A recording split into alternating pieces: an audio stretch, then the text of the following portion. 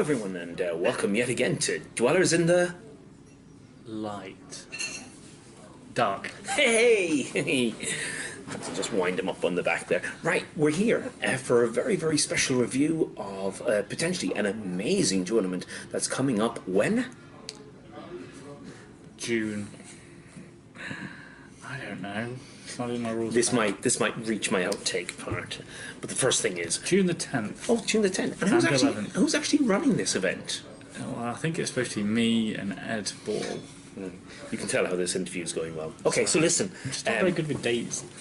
You're not good with anything. Or figs. There's a budget. Right. Okay, so guys, basically what we're looking at is we're going to do a quick review on this. We're going to cover the scenarios. We're going to cover the variable rules that you got going out there regarding army compositions. Yeah. And we're going to have a chat about the difference between day 1 and day 2. Yeah. So it's a 2-day event. The point system is 1,000 points. It's 1,000 points. Right?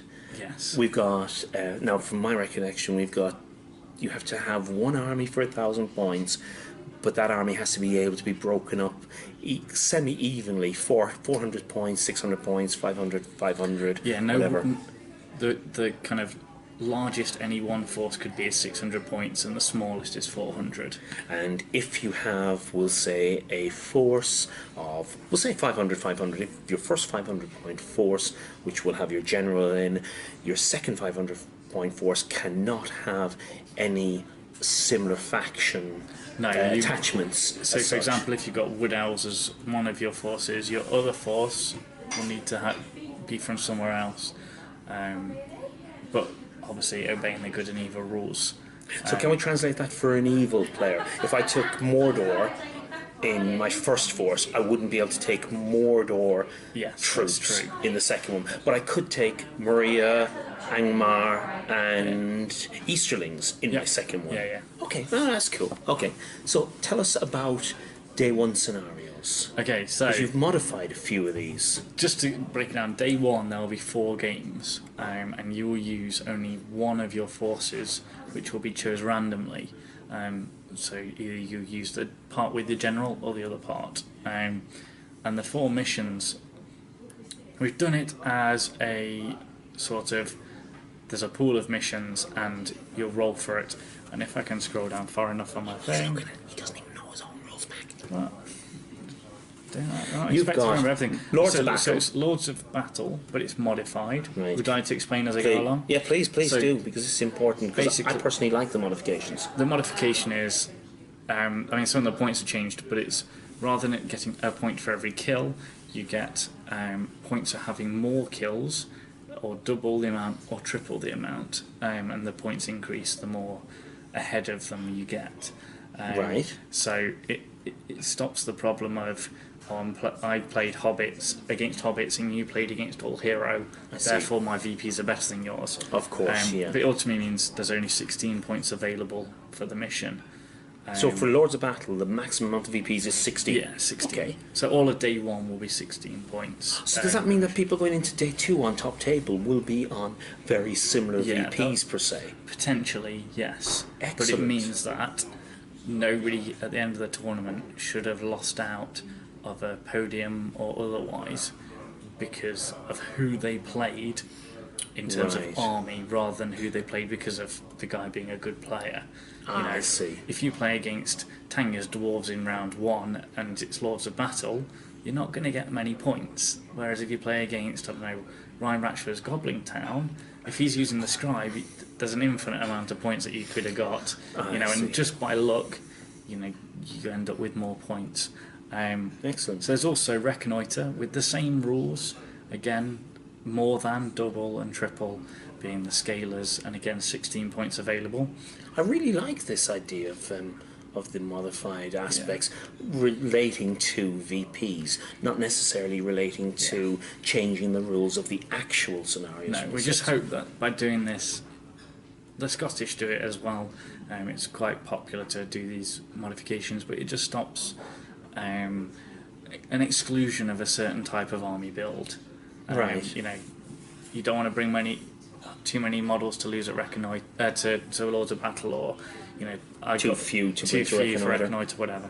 Okay. And then we've got Domination, modified just so that each objective is only worth 2 points. Okay. So that, again, it adds up to 16. But that should be a good one. Everyone loves domination. There's Curse, which is mine and Ed's version of Seize the Prize, where if you hold the objective in your half, you get -1 point. Because yes. we're saying that the item is a cursed item and you don't want it. You're trying to get rid of it as far from your You don't want your the lands as scenario possible. where someone gets into the centre, picks up the item, legs it back into their deployment, lies down on the ground holding on to it, and gets 1 point. I mean, there's in the still game. ways Yeah. to cheese it, but there are with every mission. Yeah. We won't take that away from you.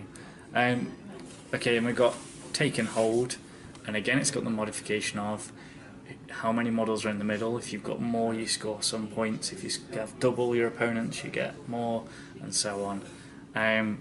We've got Till the Death, which is Till the Death. It's great. Slight change to the VPs on Till the Death in that I'll read these out because it's worth reading. This is an important one, I think. Yeah, so VPs for your banner as normal.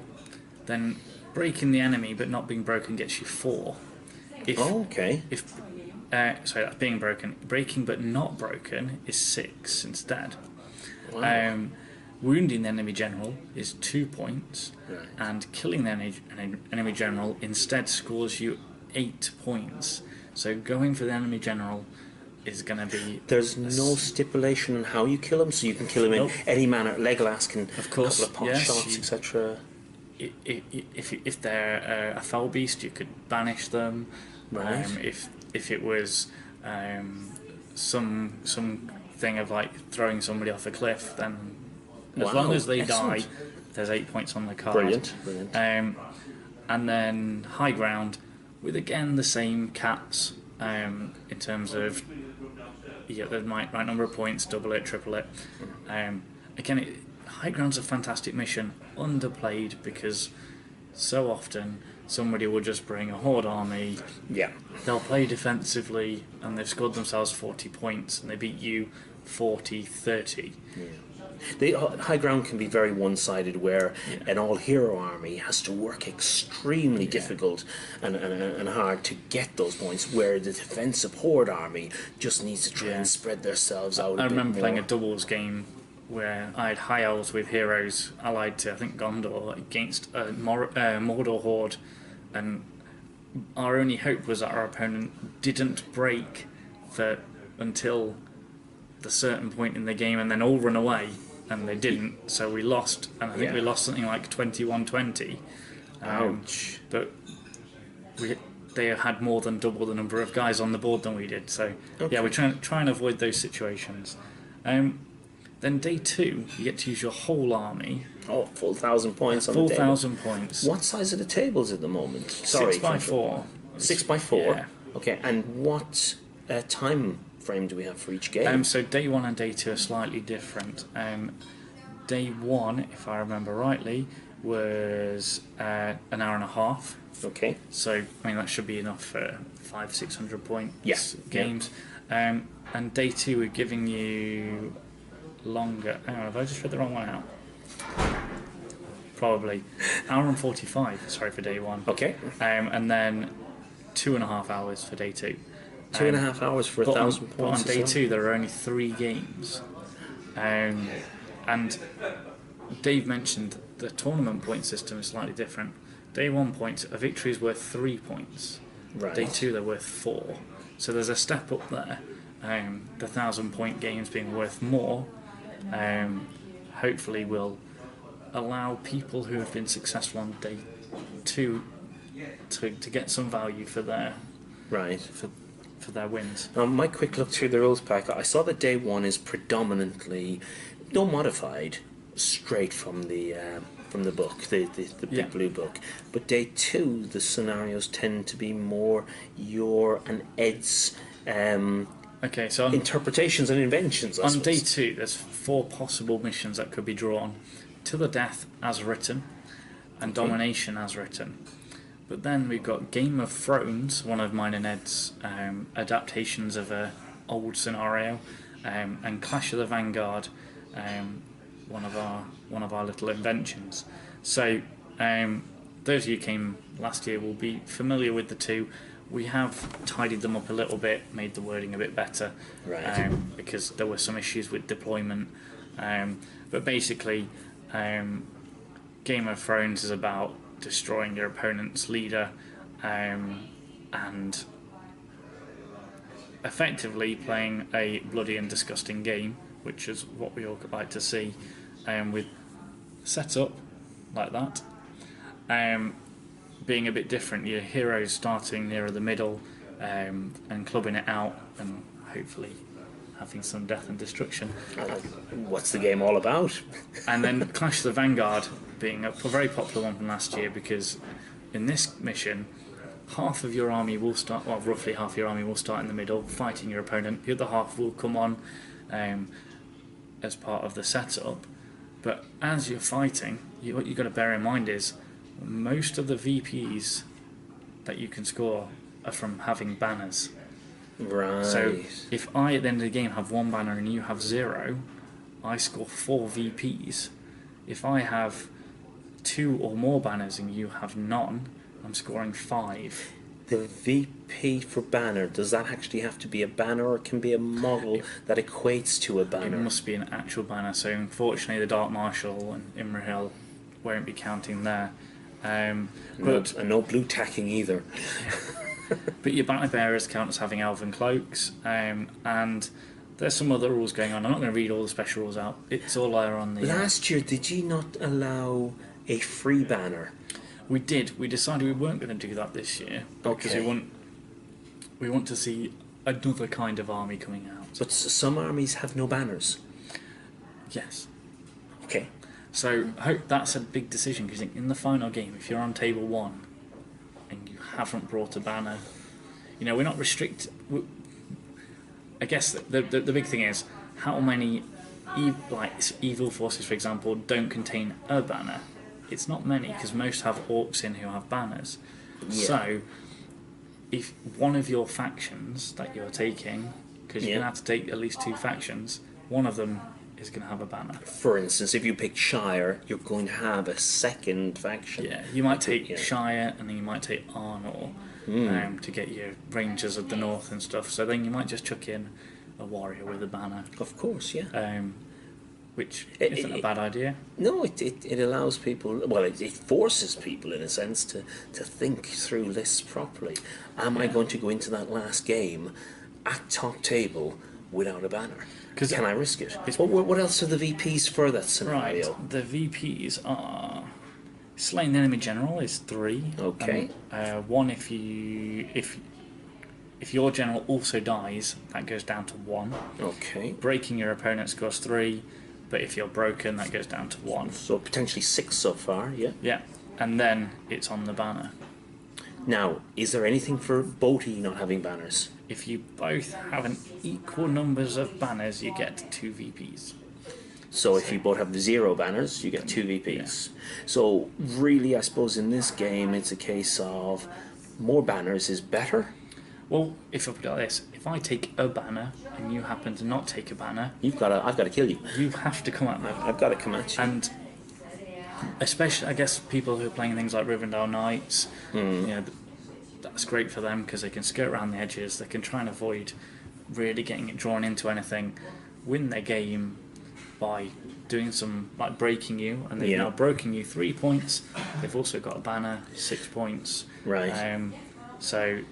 But what about the setup? Isn't the setup slightly different, where everyone kind of starts not necessarily in the centre but semi-surrounded? It's half of your army is in the centre, facing half of your opponent's army, with the other half being at the table edge, within 6 inches of the table edge. Do you get to choose who starts in the centre, i.e. can you keep your banner in the back? Because if I remember rightly, it's you're there, your opponent is here, then your reinforcements are behind them, and his reinforcements are behind you, if I remember last year. Yeah. Is that the same way? It is like that. So it's effectively, you're facing off. This is you and this is me. Then my stuff comes on over here, behind you, but your stuff is coming there. But it's your general, if I've read this right and if I remember rightly, you'd think I'd have written this or something. Your general comes on from the edge, Right. Because I think it's only So it's your leaders who's in the middle. Right. Okay. Cool. So, I mean, I really like the mission. I kind of get sad that I don't get to play it because, it's not really been taken up yet. But I played James Bond in that mission last year, and I thought there was a number of avenues for potential. Then we set up, and I suddenly realised we're both surrounded before we can even move. It was great. Fantastic. yeah, and well, ultimately, it's the final battle. It's going to be bloody by having people come on behind you. There's going to be less chance for people to just step back shooting. You're going to have to go around or through or over if you want to rejoin the rest of your army. Can I ask you about what prizes have you got in mind? What can people expect to get pull out of this? At the end of it? We can't reveal too much on prizes yet. Why not? Because you haven't bought them. Well, we haven't yet bought them, but we are buying them. Right. We have to pause. But last year we had a huge set of prizes. We even gave prizes for the bottom 3. Yeah, that was amazing, and I think that really enthused everyone who was there because it was inclusive rather than exclusivity. Well, what we're aiming for this year is again something a bit different. We're going to reward differently. There will be prizes for first, second, third, wooden spoon. Our first tiebreaker is a quiz, which won't just be trivia. So don't worry if you're sitting there thinking, I'm great at quizzes, but I'm rubbish at Lord of the Rings trivia. James Bond. It is Damien Lord of the Rings Byrne. related, Sorry. but it's not all trivia.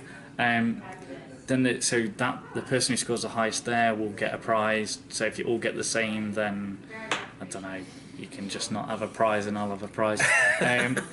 There'll be most sporting, and the most sporting person also gets 1 tournament point. So. Oh, that's so unfair. Yeah. I'll never get that. But the great thing about that is, because we've got a wooden spoon, hopefully the 2 won't go to the same person, because they'll get most sporting, which will give them a tournament point. So it can't just be the worst player in the tournament. That's actually a very good idea. Yeah. Except I hope it doesn't backfire at the top table.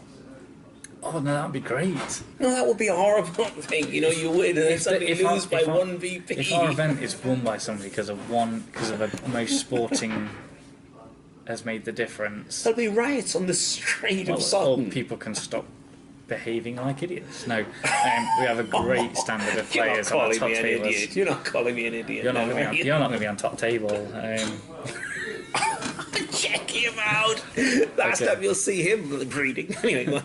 And then there was favourite army and the best painted miniature. Right. So last year for best painted we had a limited edition paintbrush set. Hopefully we'll be able to get something cool like that again. Depends what we can get our hands on really. But I think there's quite a lot of prizes there. 8 different prizes. I think we've rabbited on enough. Yeah. Let us tell our viewers what you and Ed have gladly, nicely, I'm trying to put a few words in here to make it sound good. You're giving away a free ticket, aren't you? Well, you're going to give away the free ticket for us. We're going to give yes. away a free ticket for them. Right? As if it's not confusing enough. No, what do you want them to write down below? I can't remember. Thelby's rule. No. That's what Ed wanted people to write below, wasn't it? Okay, well, since Ed's not here, I'm going to voice Ed's opinion. Let's write Felby's rule if you want a free ticket. Write that down. We'll sort out a little pull out a hat sort of jobby again. And this time, hopefully, you'll actually be able to get the free ticket. Because how soon are we going to do this? Will we do this maybe in 3 weeks' time or so? It's got to be fairly soon. It is, the other thing to remember is we have an early bird ticket system. So if you buy your ticket before 23:59 on the 1st of May 2016, you can get your ticket for £25. After that point, it will be £30. And how you can pay is all in the tournament pack, which is on the GBHL page in the files section. Under BOU T. B-O-U-T. Yeah. Now, the problem is if this video comes out beyond that, I do apologise, but I think Ed mentioned it, Redesolation. It's been on the GBHL page, so I'm sure you're all aware of it, but we'll try and get that out ASAP, this video, and within 3, maybe 4 weeks' time, we'll have a pull out of the hat, and we'll get a free ticket for someone, okay? We're back on track, guys. Yeah. Right? And obviously, join us for the merriment and mirth on the Saturday night. If you're a local person and you're not coming to the tournament, still come out. Just let me know that you're coming so I can sort you out. It'd be great to see you. And Indeed. So, Owen, can you do your usual... Because I've been doing it in your absence. Comment down here, click subscribe, which I think is here, and share it if you really feel like Apparently it. like it as well. You can like it, yeah. If you like us, you can like our videos. And... you know, chat to us on Facebook or whatever you want to do. We're always there. We're open to conversation, and we look Indeed. forward to seeing you guys, especially at this coming tournament. Okay. Yeah. Cheers. Thank you very much, Alan. No problem. Bye.